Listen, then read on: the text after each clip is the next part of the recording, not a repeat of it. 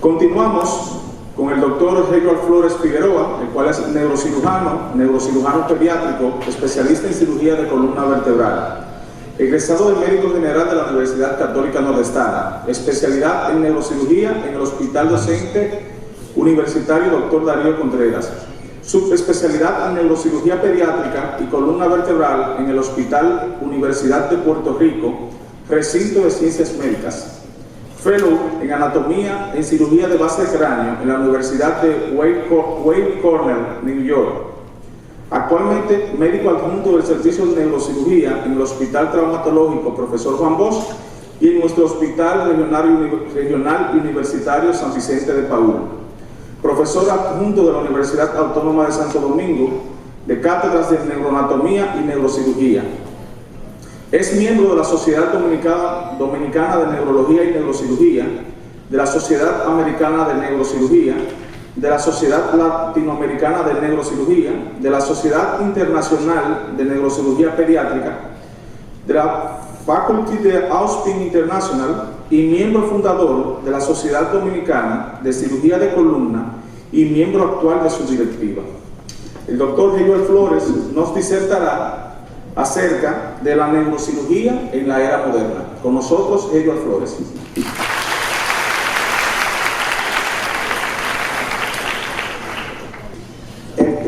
Agradecerle al Centro Médico Siglo XXI, a la directiva organizadora, por tenernos en cuenta. Ya tenemos aproximadamente 9 años en el siglo. Primera vez que me invitan. Pero en verdad, como dice mi amigo Lorenzo, hay que hacer su fila. Para hablar de la neurocirugía en la modernidad, es muy grande, o sea, abarca muchas cosas. Nosotros aquí tenemos un antes y un después de la urología. Yo recuerdo que el doctor Teófilo Pérez, cuando llegó, yo fui uno de sus estudiantes y en verdad uno se quedaba atónito cuando entraba a cirugía, todas las cosas que hablaba, y el doctor Teófilo Pérez hizo un antes y un después de la urología en San Francisco de Macorís, en el Nordeste, y eso hace una pauta en lo que es la modernidad y sigue avanzando. En la neurocirugía también nosotros tenemos un antes y un después. El doctor Franklin Abreu, quien nos acogió cuando nosotros llegamos acá, que también fue profesor de nosotros como en neurocirugía en la universidad, pues allanó el camino para nosotros, para los que venimos, llegamos luego. Entonces, yo he podido hacer un match-up con el doctor, con nuestro maestro, y en verdad hay un antes y un después de la neurocirugía en San Francisco de Macorís. Entonces, cuando hablamos de la historia de la neurocirugía, nosotros vamos a ver que la neurocirugía se realiza así etimológicamente a la cirugía neurológica, y se va a ver que 12.000 años antes de Cristo ya habían datos de que se operaba la cabeza y que sobrevivían. Como ven en esa imagen, hay un agujero grande en el cráneo y a su alrededor hay como si fuera hueso. Entonces eso dice que ese paciente duró un tiempo vivo porque creció hueso.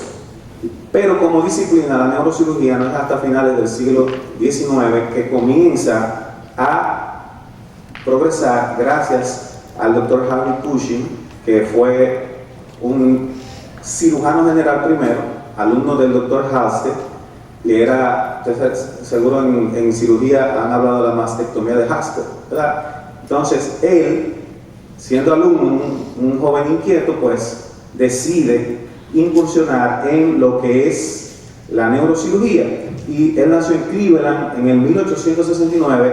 Su papá era médico, era hijo venía de 4 generaciones de médicos, y va a la universidad. A él no le gustaba la medicina, se dedicó a los deportes, a pescar, porque era hijo de gente acomodada, pero luego se interesó y va a la Universidad de Harvard y se gradúa de médico cum laude, y luego empieza su residencia de cirugía con el doctor Halsted, y ahí él ve, todo el mundo se enfoca en la cirugía, en la anatomía, pero él dice, no, a mí me gusta la parte neurológica, y comienza un laboratorio en la Universidad de Johns Hopkins, y ahí comienza lo que es la neurocirugía como tal. Entonces, Esta frase seguro ustedes la han visto mucho, primum non nocere, primero no hacer daño. Esto se ve mucho en lo que es el juramento hipocrático, pero no es hasta finales de 1847 cuando Hooker lo implanta en un libro, El paciente y el médico, y nos va a recordar que toda intervención sanitaria puede provocar daño, hay que evaluarla y evitarlo. O sea, si usted cree que va a producir un daño, evalúe y evite. Entonces, la palabra iatrogenia, que nosotros la hemos escuchado mucho y a veces a nosotros los médicos nos da como un poquito de incomodidad, pero no debe de ser. Iatros, doctor, genic, proveniente, o sea, nosotros causamos ese daño. ¿Y por qué yo presento estas palabras de iatrogenia, primum non nocere? Porque la finalidad de todo lo que es la modernidad busca que el paciente salga bien. O sea, la finalidad es que el paciente no tenga ninguna comorbilidad. Entonces, nosotros sabemos como médicos que podemos cometer errores y estos riesgos entrañan nuestras decisiones, nuestro compromiso, que está fuera de duda, pero en Estados Unidos se publicó un artículo que se llamaba Errores de Humanos. Entonces, hasta nuestros días, la seguridad del paciente ha experimentado un creciente protagonismo, o sea, darle lo mejor al paciente. Como objetivo sanitario, como factor clave en la calidad. Ok, entonces, nosotros debemos de tener esta parte pendiente. Y, por ejemplo, en el 1999 se hizo un estudio en la Universidad de Harvard que hablaba sobre la seguridad y se vio que un 4% de los pacientes que fallecían pues se debía a errores médicos. Entonces, ¿por qué yo traigo eso a colación?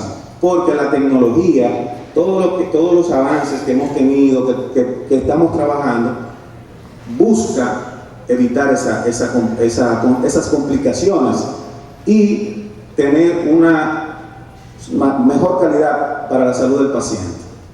Entonces, lo vimos en la pandemia.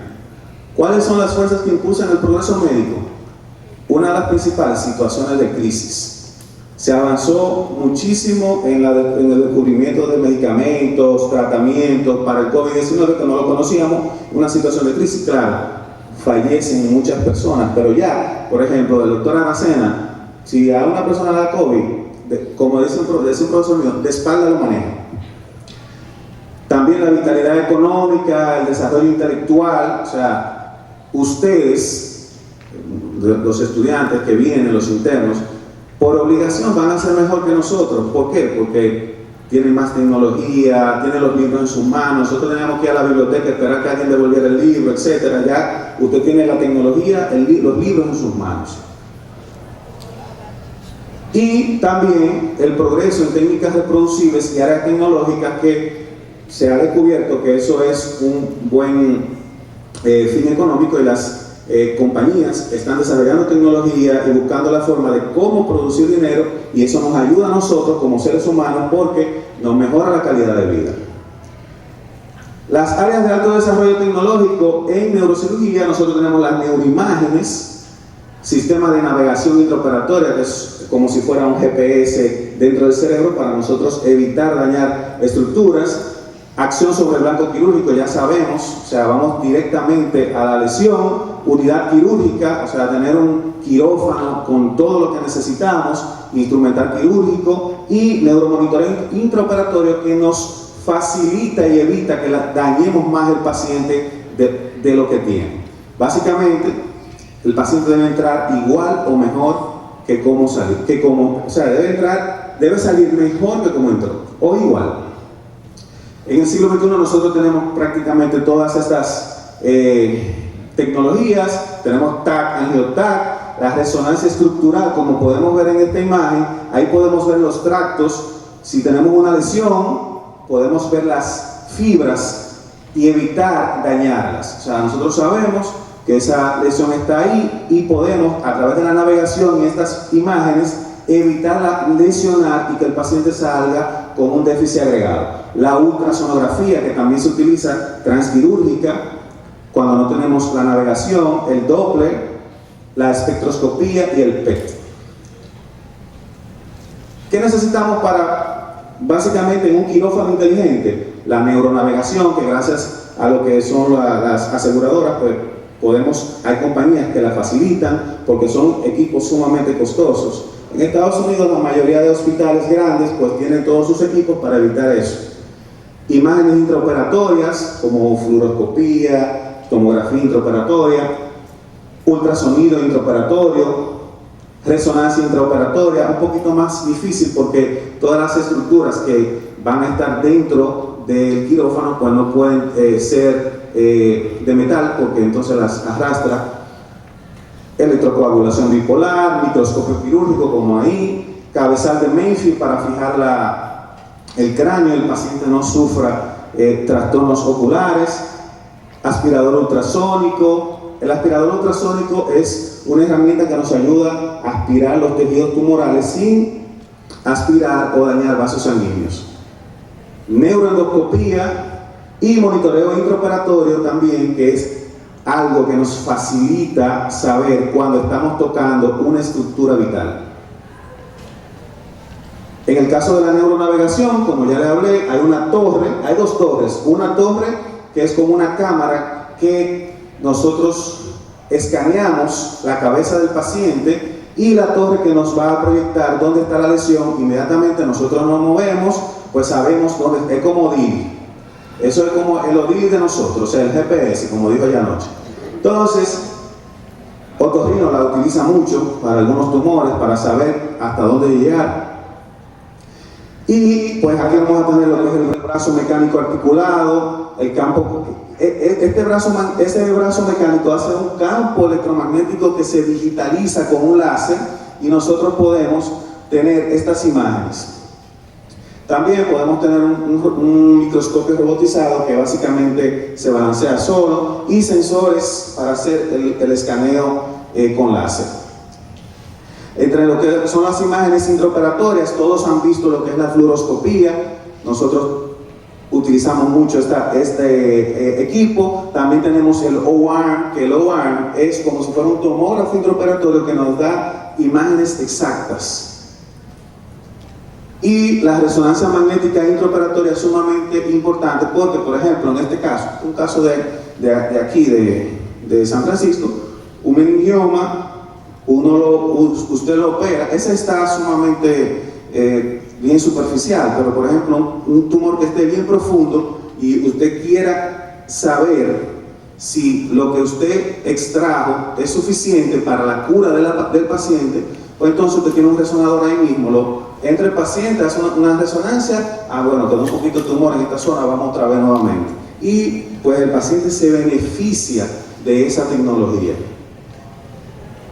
También la cirugía mínimamente invasiva, que va a necesitar una técnica microquirúrgica que usted debe de entrenarse para eso.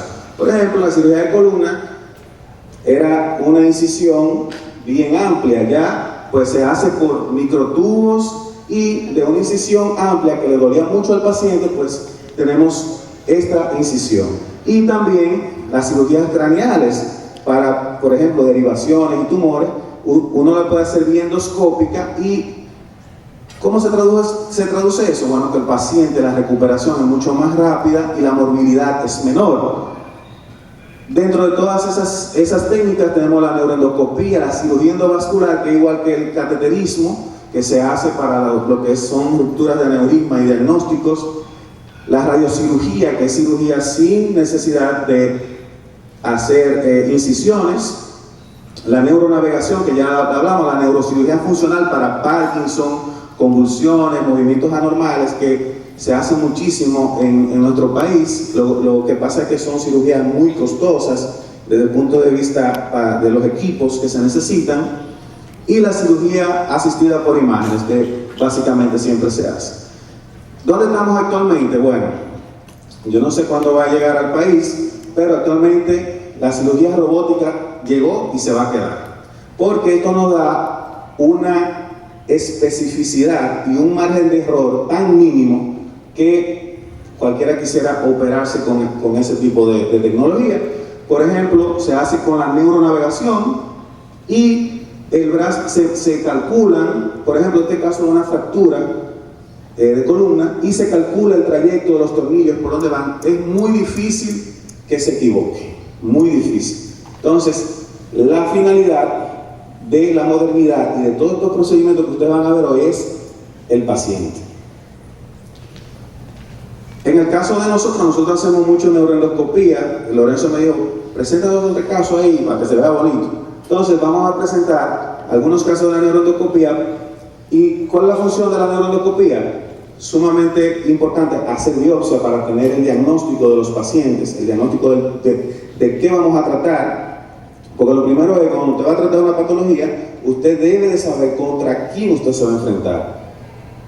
También usted puede hacer resecciones totales de lesiones, puede tratar la hidrocefalia y puede colocar dispositivos con visión directa. ¿Qué se necesita?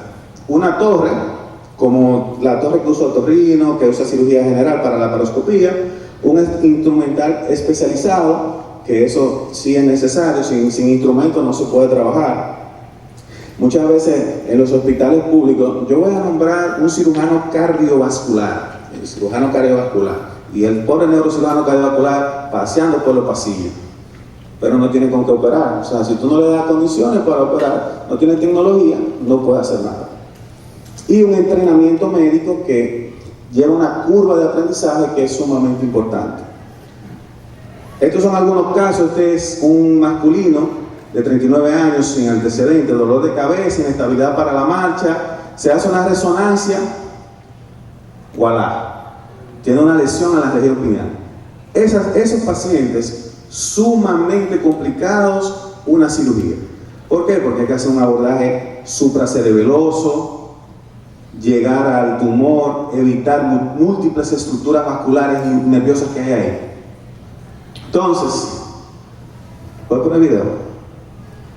Si le doy, se pone. Ok.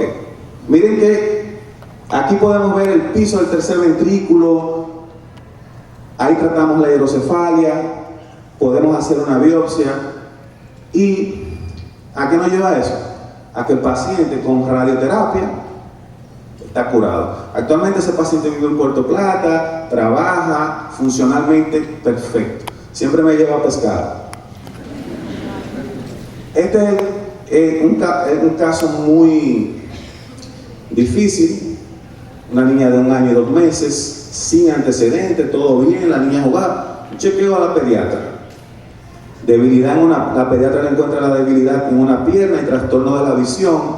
Cuando le hacen un estudio, una hidrocefalia y un tumor en la región ocular. Ahí andaba todo el mundo dando gritos. Fíjense esa lesión, una lesión sumamente grande, implicando las vías visuales, todo lo que es la parte de la hipófisis. La llevamos a cirugía, pudimos abrir toda la parte del agujero de Monro. Ahí estamos, eso que ustedes ven ahí, la conexión intertalámica. Aquí podemos ver plexos coroides y ahí estamos empujando el tumor. Hacemos una biopsia, gracias a Dios, para la niña, un glioma de bajo grado, quimioterapia, porque no se le puede dar radioterapia por debajo de los 5 años, y la muchachita anda brincando, corriendo, saltando. Esto es un mes después de la cirugía. Entonces, eso es lo que nosotros buscamos con la tecnología. Este otro caso, no lo voy a cansar mucho con casos, porque 5 años, 7 días ingresado en un centro de su comunidad por vómito, llega en coma. Le hacemos este estudio, vemos ahí en el piso, en el tercer ventrículo, una lesión quística. Lo llevamos a cirugía. Pueden ver aquí, esto es el agujero de Monro. Aquí vemos plexo coroideo. Inmediatamente vaciamos el quiste, tomamos biopsia. Aquí, en esta imagen, fíjense la importancia de las imágenes.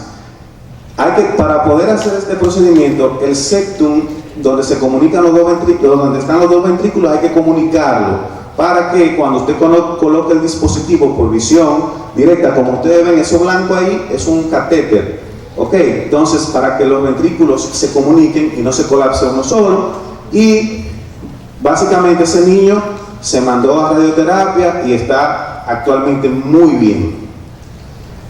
Este otro caso, una femenina de 56 años, dolor de cabeza, visión borrosa, antecedente de hipertensión. Podemos ver ahí en el agujero de Monroe una lesión que es característico de un tumor benigno, pero que produce síntomas catastróficos. Y eso corresponde a un quiste coloideo. Entonces, esa paciente se llevó a sala de operaciones. Esto es el agujero de Monroe, esa es la lesión. Fíjense ahí como nosotros intentamos tomar y va a salir un líquido lechoso que corresponde a la sustancia coloidea, y pues básicamente la paciente curada y haciendo su vida normal. Todo esto por una incisión bien pequeñita en la región frontal. Miren ahí el líquido como sale, ¿ok? Y esta es la tomografía postoperatoria inmediata.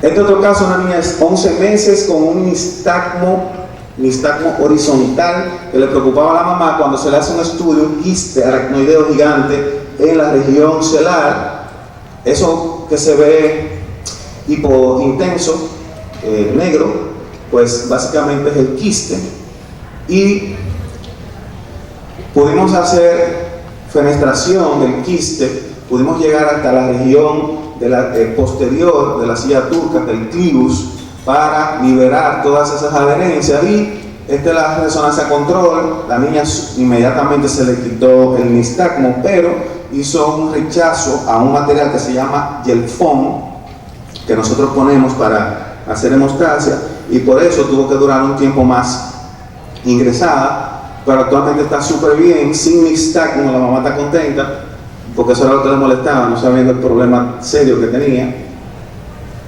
Y también estas cirugías tienen sus complicaciones. Actualmente, de todas las que hemos hecho, esa es la única que se ha complicado, gracias a Dios.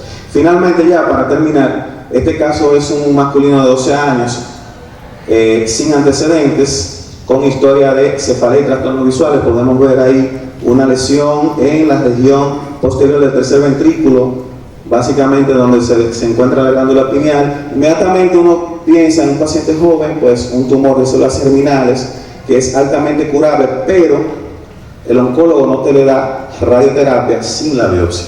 Entonces, abrirle la cabeza a un paciente posterior, complicarlo, intubado, llevarlo a intensivo, para hacer una biopsia, no es factible. Entonces, nosotros lo llevamos a cirugía, pudimos hacerle una biopsia, le tratamos la hidrocefalia, y son de las cosas que te dan satisfacción cuando la mamá de un paciente te publica en Instagram o en Facebook, y eso te da más satisfacción que cualquier plata, como dirían. Finalmente los dejo para que recuerden esta frase: primero no hace daño. Si usted no se siente que le va a ofrecer al paciente algún beneficio y que usted cree que le puede perjudicar, primum non nocere, primero no hagan daño. Muchas gracias.